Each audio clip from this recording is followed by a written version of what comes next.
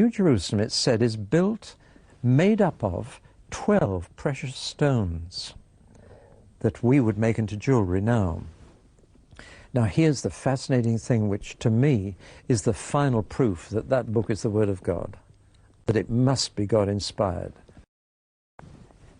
In the last generation only, we've discovered how to make purer light than we had before. Most light is bouncing around, waves crashing into each other, going in all directions, so that the light coming from that spotlight still lights this side of my face by reflecting off that tinsel up there.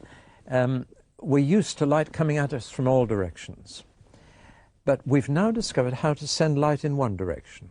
Laser light is the most common. You've seen laser light beams straight as a die. But we've also got what we call cross-polarized light.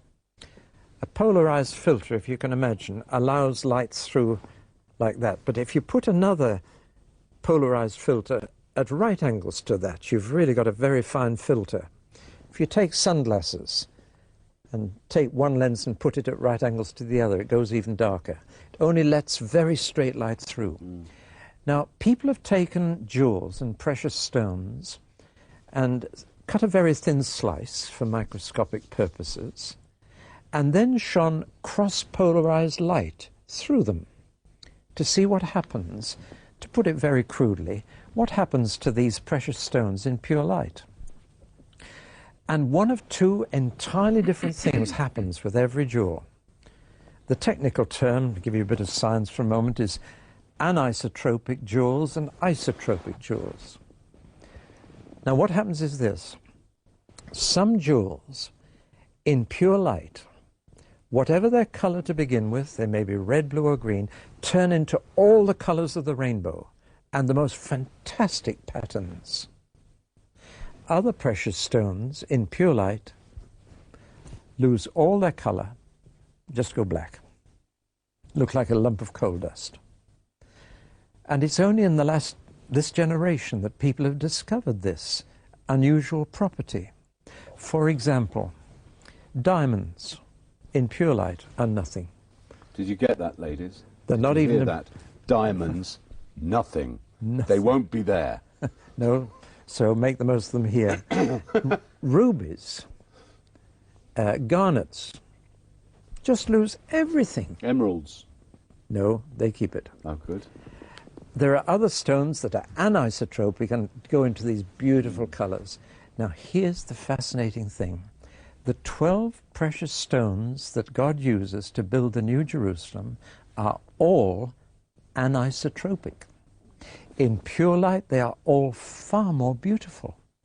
And God doesn't touch the diamonds or the rubies. He doesn't build with them. Staggering.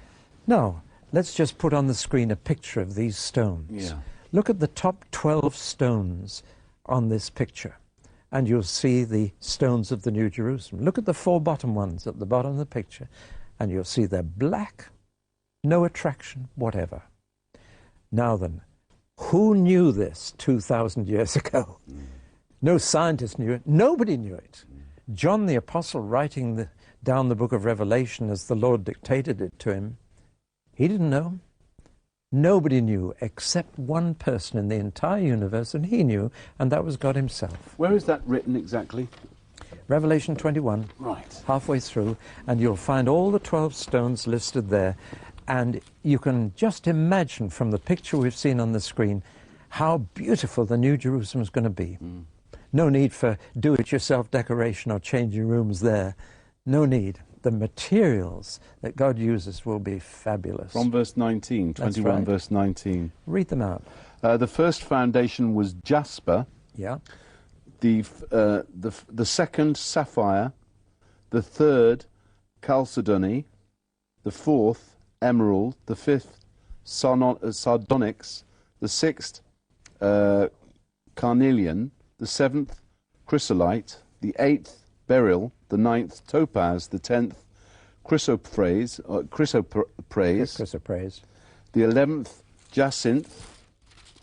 And the 12th, amethyst.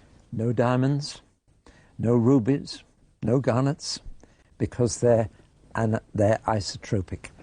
Now, isn't that amazing? To me, that one thing alone would prove that the Bible was inspired by God, because nobody could have known this. They didn't know it until our generation. But there it is. It's just one little indication of how beautiful the whole thing is going to be, and how wonderful it'll be to be there with Christ and his people, and renewed people. People who really have been recycled so they're all like Jesus, and their characters are right. And there is love, joy, peace, patience, kindness, goodness, faithfulness, meekness, and self-control in everybody. So let's just very briefly just recap a little.